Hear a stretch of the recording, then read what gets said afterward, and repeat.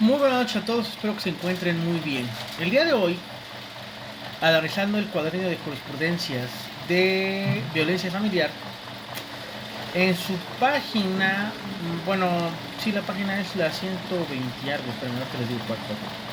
Ajá, la página es 119 del PDF o la 97, dependiendo cómo lo estén abriendo el PDF. Bueno, habla del derecho a una indemnización en materia de violencia familiar.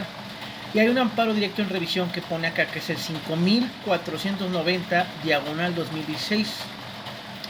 En este amparo, una mujer demanda violencia familiar y demanda un divorcio, por esta la demanda de un divorcio, pide el 50% de los bienes porque se casaron por sociedad conyugal y aparte por los hechos de violencia solicita el pago de una indemnización por daño moral en la misma demanda, ¿vale?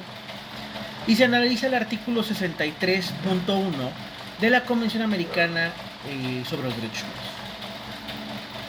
Está muy bueno, muy bueno, porque sostiene varias cosas y varios criterios bastante interesantes. Bastante interesantes. Son como 6-7 hojas de este extracto de sentencia, pero vale mucho la pena analizar porque analiza la perspectiva de si se puede pedir una indemnización en materia de violencia familiar. A ver, voy a aclarar. Esto es llevarlo por la vía de demanda en materia familiar, no por denuncia, porque efectivamente la violencia familiar se puede llevar por dos lados, por la vía penal y por la vía familiar, ¿de acuerdo? La vía penal, pues vas a solicitar la restauración del bien jurídico tutelado, vas a solicitar, también puedes solicitar daño moral, ¿sí? En términos del artículo 64 de la Ley General de Víctimas, puedes solicitar ahí pago de varias cosas, ¿de acuerdo?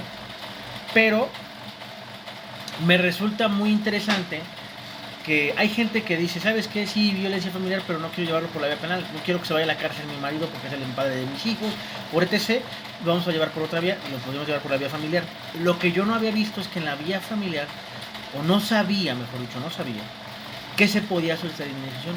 Y dice esta sentencia que sí se puede. Digo, aunque la mujer no alcanzó la protección que necesitaba porque no pudo probar algunas cosas, nos abre la brecha como abogados de poder solicitar una indemnización. Yo nunca lo había hecho, yo.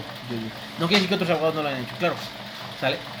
Pero sí manifiesta daños patrimoniales, daños extrapatrimoniales, responsabilidad civil, contractual y extracontractual. De este caso analizamos hasta una jurisprudencia muy buena, que ahorita les voy a enseñar en otro video. Y la verdad está muy interesante. Voy a leer esta primera parte. En el estado de Guanajuato, una mujer solicitó el divorcio y demandó el 50% de los bienes adquiridos durante el matrimonio, así como el pago de una justa indemnización para ella y su hijo por la violencia que su cónyuge ejerció en contra de ellos durante la relación. En primera instancia, la jueza otorgó a la mujer un porcentaje de bienes solicitado y condenó al demandado al pago de una indemnización por daño moral, cuyo monto debía calcularse en la etapa de ejecución de sentencia, teniendo en consideración el nivel de vida y la situación real de las víctimas, el entorno en que vive y su desarrollo, así como la posibilidad económica del demandado. Ambas partes interpusieron recurso de apelación. Frente a esta determinación, la sala conoció del asunto, determinó confirmar el porcentaje de los bienes otorgados a la mujer y reiteró la obligación del demandado a pagar indemnización por daño moral por haber ejercido actos de violencia económica en contra de la mujer. En su resolución señaló que los actos habían vulnerado el derecho de la mujer y de su hijo a una vida libre de violencia. Nuevamente ambas partes promovieron un juicio de amparo. Por su parte, la mujer combatió la exclusión de algunos bienes sujetos de la compensación, mientras que el señor argumentó que el porcentaje de compensación otorgado no atendía a las características del caso. Además, los actos de violencia por los que estaba siendo sentenciado no habían sido probados. El tribunal colegiado determinó conceder el amparo a la mujer para que estudiara la inclusión de los bienes de la compensación. Respecto del hombre, decidió que la autoridad responsable debía evaluar nuevamente el porcentaje de compensación asignado a la mujer y negó la procedencia del pago de una indemnización por daño moral, pues aunque se hubiese acreditado los hechos de violencia familiar, no era aplicable el artículo 663.1 de la Convención Americana sobre Derechos Humanos. La señora interpuso un recurso de revisión en el que señaló que la interpretación del tribunal era inconstitucional al no reconocer su derecho a recibir una indemnización por hechos que habían lesionado su derecho a una vida libre de violencia y a la integridad de ella y de su hijo.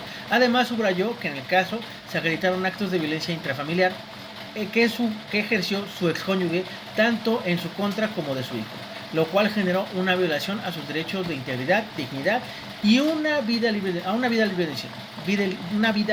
violencia. La Corte determinó admitir el caso para analizar el derecho a una justa admisión y aún a vivir una vida libre de violencia. En su resolución, entre otras cosas, la primera sala reconoció la procedencia de una justa admisión en el caso y ordenó a la autoridad conocer nuevamente del asunto para recabar pruebas que permitieran fijarla. Y aquí dice el problema jurídico planteado. ¿Es procedente el pago de una indemnización en casos de violencia familiar? Y el criterio de la Suprema Corte: en casos de violencia familiar es procedente el pago de una indemnización como medida de reparación del daño. Las afectaciones patrimoniales y morales de la víctima de violencia deben ser reparadas económicamente en forma justa y proporcional en daños sufridos. La violencia familiar ocurrida en el caso cumplió con los requisitos establecidos para la procedencia de una reparación solicitada al acreditar que existió un hecho ilícito, un daño patrimonial y un nexo causal entre el hecho y el daño causado. Todo lo que viene después, que es la página 121 del PDF, que es la justificación del criterio, está muy buena. Este cuadernillo lo pueden descargar en JurisLex o en la Suprema Corte y es el cuadernillo de violencia familiar actualizado en junio del 2022. Está muy bueno.